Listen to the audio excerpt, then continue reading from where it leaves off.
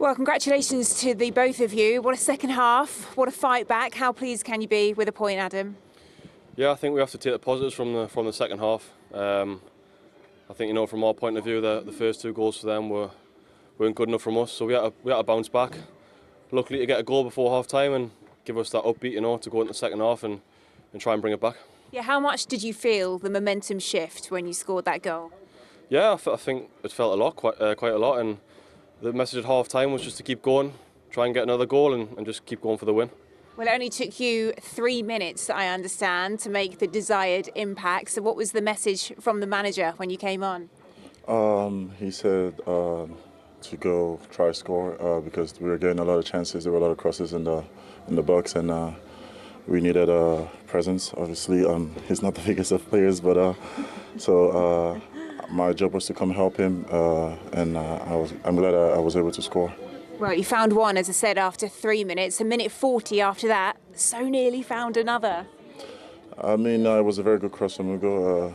I was quite unlucky that I hit the post. He was also unlucky in the second half. He hit the post, but it would have been great if those two chances went in. But we'll take the point because, like we all saw, we started the game not as we wanted with 2 goals down early, but we ended it well, and we'll take that.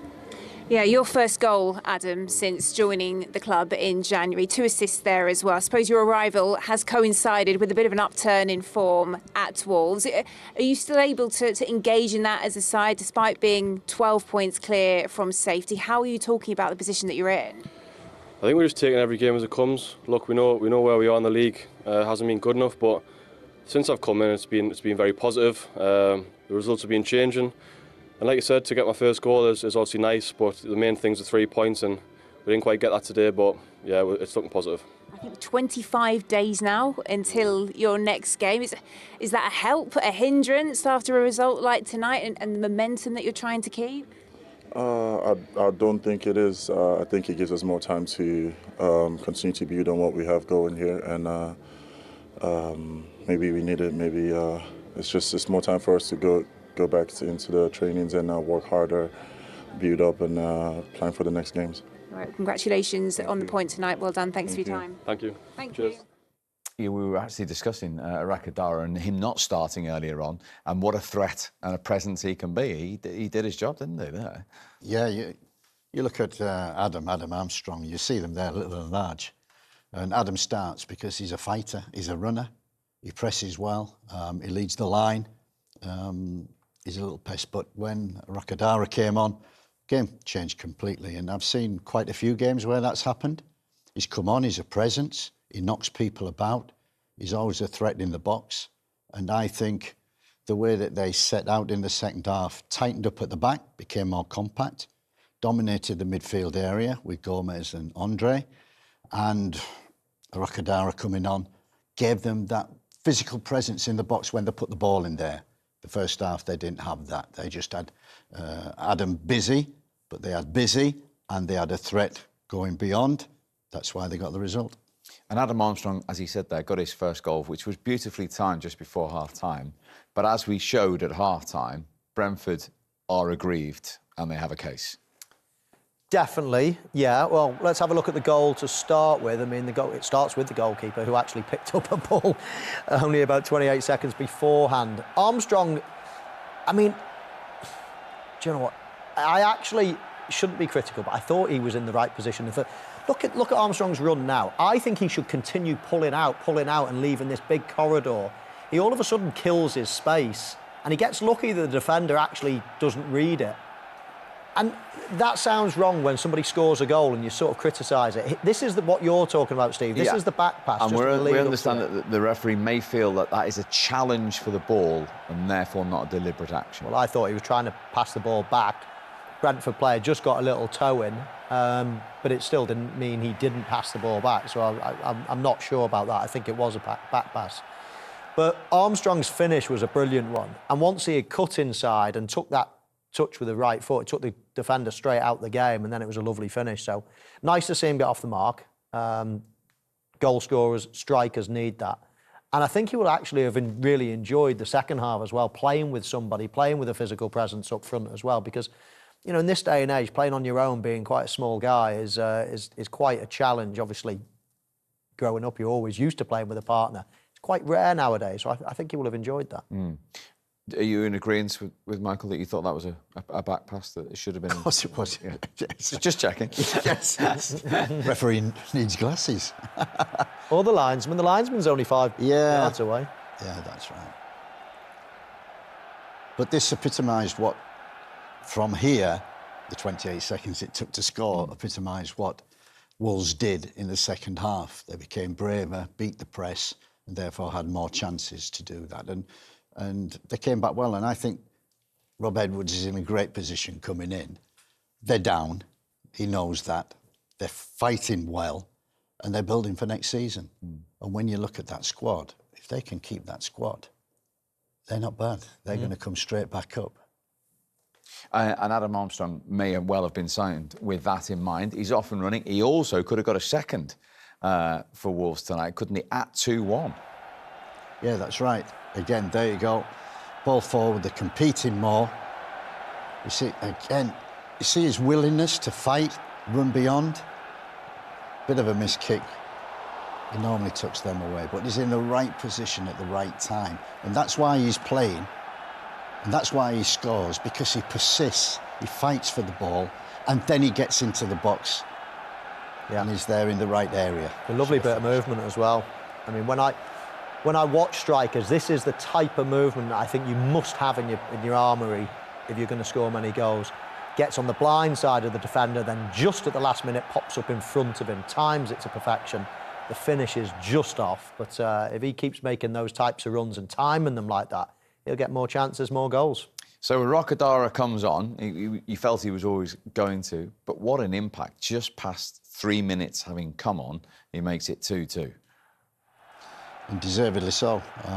We talked a lot about this guy, didn't we, before the game, and surprised that he didn't start. Short free kick, drags them out, and from most free kicks, there you go, it's about the second phase.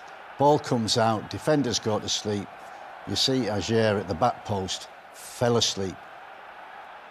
Arokodare pulled away on the backside. He's going to be offside. No, he pulls away, loses Ajer, runs round to the back, stays on side, and it's a great finish. Yeah, again, lovely movement. As Steve says, he's in an average position, really, because the defender can see him. So he just takes that little back pedal where the defender can't see him, and then straight back onto the front foot and makes the run in front of him. So again, both Wolves players there in the last two clips we've seen, absolute to perfection how you time a run, how you just get in front of a defender as the ball's coming in. So yeah, he did it particularly well. He did, and just over a minute later, he could, maybe should, have put them 3-2 up. Yeah, that's right. He was always a threat. They were going forward well. They were dominating the game from this. They were getting the ball wide. And when they're crossing the ball, they've got people into the box. It's a great ball in. It's a great header. Back where it came. Classic.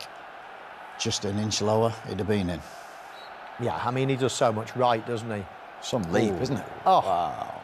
I mean, if he's in form, he's almost unplayable, isn't he? He's one of those types of players. I watched him earlier on in the season, a good few weeks ago anyway, and I thought, wow. I mean, this lad, how do you defend that?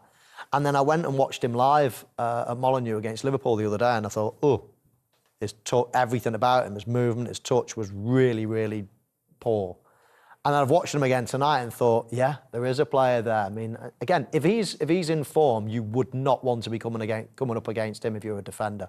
He can do a bit of everything, and he's bigger, stronger. What can you do if he's in the mood? Absolutely. So he made it 2-2. He got Rob Edwards another point, and here is the Wolves manager. Rob, not for the first time under your leadership, your side show incredible spirit to fight back and get something from Brentford here today. You must be very proud. Yeah, really, really pleased and proud. Yeah, to be 2-0 down, I didn't feel we deserved it, but we were. It's credit to Brentford, but I thought we made a couple of errors and got punished. Felt that we were playing very well. So yeah, we showed a lot of good character, a lot of belief. I thought quality as well, but great fight and spirit to keep going and get to a point in the game there where I felt we could go on and win it. Unfortunately, it wasn't to be. But yeah, really proud of the performance overall. Getting a goal back at any time is important, but particularly Adam Armstrong getting his first goal, but coming into the break as well, it really would have helped in terms of what you said to the team at half time. Yeah, I think that's right. It gave us a little bit more belief. I think, even though I felt that we performed, and I think the lads felt that they were right in the game as well, having that goal certainly helped. So then it wasn't a case of changing too much structurally. We obviously changed a little bit personnel-wise, and then I thought we controlled big spells that second half. After asking about the goal that you guys scored, there was a Jose Sarr back pass. I don't know if you've seen that, but it's pretty clear on the replay. Brentford will be frustrated about that. Just what comment can you give us as regards to that? Just seen it now whilst I was in another interview, and it looks that way. I think he felt there was a nick on it at the time or something, but yeah, if we've got away with that one, then we'll certainly take it. Obviously, a lot has happened then to the goal, but maybe that one's gone for us. And you reference about you could have won it, you hit the post, you hit the bar, but Tolu off the bench, not the first player off the bench. The morale in the squad, you're bottom of the table, everyone's writing you off, but the players are fighting. They are, and we've got to do that. You know, we owe it to the supporters, to the football club, to ourselves, to everyone, our families, to continue to fight all the way to the 38th game. So we'll do that. But yeah, we talked a lot, and today a lot, about the impact that the subs can have on the side. We felt that, and they have been in recent weeks coming on, whether that's scoring goals or having a big impact in games. We've got that again tonight. All the lads that came onto the pitch were really effective. So really pleased. It's a squad game, and you know, when needed, you need to be able to step up. And really pleased for Tolu to get that tonight. But I thought all the lads made a big impact when they came on. You've spoken about momentum a lot. You've got 25 days now in terms of lots of positives tonight. A point, Adam getting his first goal, Tolu off the bench. You've talked about this mood in the squad. How do you keep that bubbling over to that big game against West Ham? Because mathematically, relegation still could be avoided this season. Yeah, we know that's a big game, and they all are anyway now. We're going to get a bit of time off. And then it'll be a mixture of some good training, a couple of good training weeks. We'll get friendly in there as well and make sure we prepare the right way for the West Ham game. But yeah, I've never had a 25-day break in the season before, so it'll be a new one for all of us. Appreciate your time, Rob. Well done. Thank you. It's a bit of a quirky time because of obviously they were due to play one of the League Cup finalists this weekend. Last 6 games, that is what they've done. Just that one defeat against Crystal Palace in there, a couple of clean sheets as well. And in the last 3 games, they've had a substitute come off the bench and score a goal. I mean, I must ask you about this, Steve. You left your old club, Middlesbrough, to go back to a club that's obviously close to his heart. A lot of people thought, what on earth is he doing? And Michael's right, it didn't have an immediate impact. It took a while for his methods to get across. But since they did, and the run and the momentum he's talking about, how much do you admire what Rob's done in that period of time? Oh, very brave, leaving Middlesbrough in the position that he did.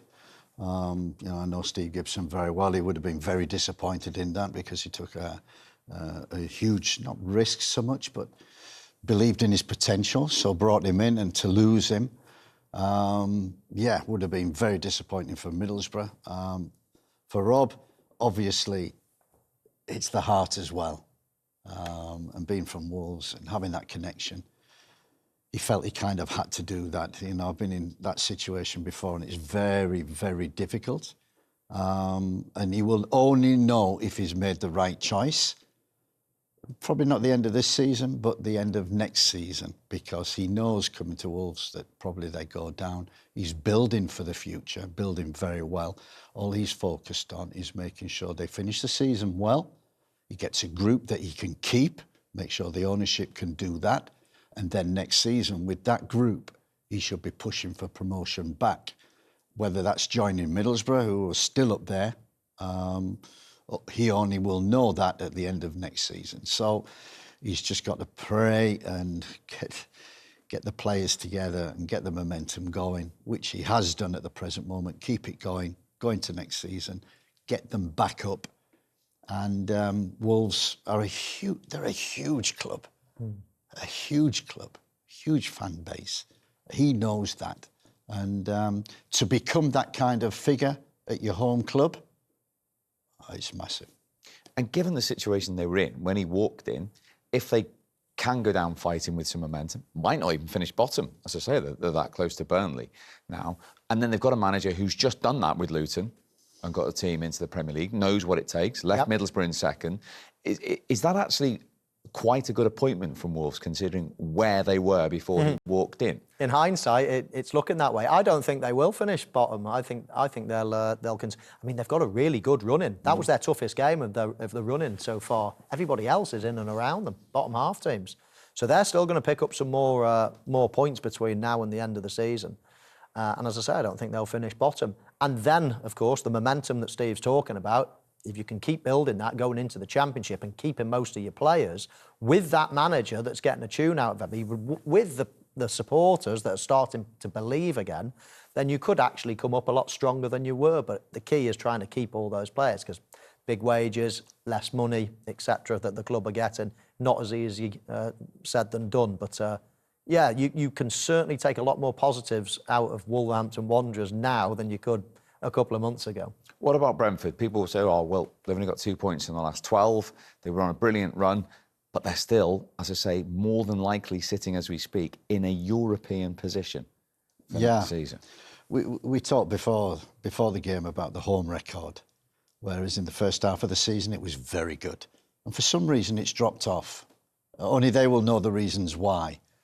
I think you saw the first half really dominant, really aggressive, and I thought there's only one winner. I thought Wolves were poor, passive, and Brentford were aggressive. Goals changed games.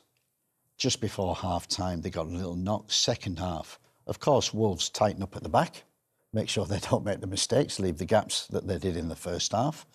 Dominated their 4 against 3 in the midfield area and had a bench, and that's the key thing. That Rob Edwards has not just got a team now, he's got a bench that can come on and impact as they did. And Brentford, their subs didn't impact. So he changed shape. Sade came off, Ouattara came off, left Thiago on his own, wasn't really... and really retreated in terms of that and allowed Wolves to dominate. So Brentford will be really disappointed. They'll be pleased with their away form, but they must sort the home form, because that's where you really pick up points. Yep, and their manager will be disappointed tonight, having been 2 up at one stage. Here he is, Keith Andrews. Well, Keith, the night started so well. How frustrated are you to be sharing the points ultimately? Yeah, very frustrating. First half, I thought we played well. I thought we could have been more clinical in moments and decision making that we had to make more of what was a pretty controlled half. Although they had moments, and they're always going to cause you that, because they're a well organised team that are filled with really talented individuals. And then second half, we didn't have control. So even when it was in transitional moments and phases, we didn't look in control of at any stage, really. We were huffing and puffing. So yeah, I didn't like the second half. Before we get to your second half performance, Armstrong's first goal for Wolves, there did look to be a back pass in the build-up to it. How did you see it? I seen it as a back pass as well.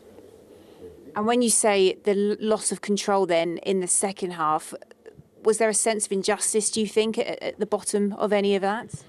No, I don't think so. I didn't discuss that with the players at half-time. I was very forthright in what I felt should be the start of the second half and how I wanted us to approach it. And that was on the front foot, and we couldn't quite do that. We started to take backward steps, and we shouldn't have. We allowed too many crosses into the box. We didn't do the basics as well as what we did in the first half, and ultimately it cost us. Yeah, I suppose ultimately it leaves you 3 points now. Tonight that was just 1 point. Does it feel like a missed opportunity then, with all the positives that were in that first half that faded away? Yeah, I think when you're talking about us in the same breath as Chelsea, that's obviously pretty good, isn't it? Considering there's only 8 games left of the season. But the reality is we could have produced more tonight, and I think we need to be really honest with that and look at ourselves in terms of the second half performance and why we produced that. Having said that, what Keith Andrews was talking about there, he will look to one particular chance, his substitute, Reece Nelson. We haven't seen much of him at Brentford. Could he have won it, or should he have won it? Both, yeah, absolutely, should have. Came off his shoulder. You know, he gets a pretty clean sighting of that. He sees it all the way onto his, I was going to say head, but that hits his left shoulder. If that had gone in, it would have been a little bit lucky, but no, they're the big moments, and you've got to be able to take them. Unfortunately for him, he didn't, and they only got a point.